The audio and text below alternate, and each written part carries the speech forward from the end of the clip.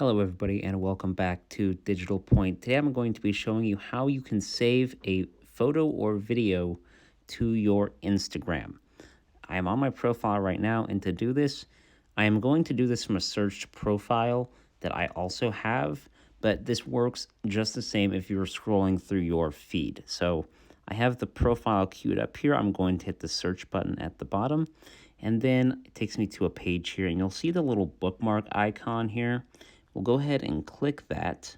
It says saved, and then we'll go back to our profile, and at the top we'll hit those three lines. You can see the saved button about halfway down.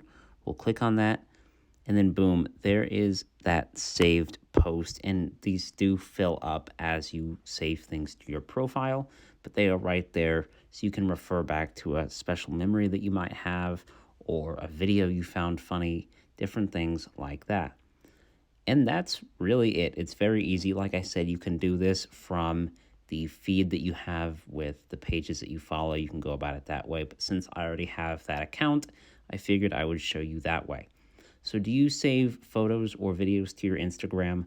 Let us know in the comments down below. Thank you so much for watching, and as always, we will see you in the next video.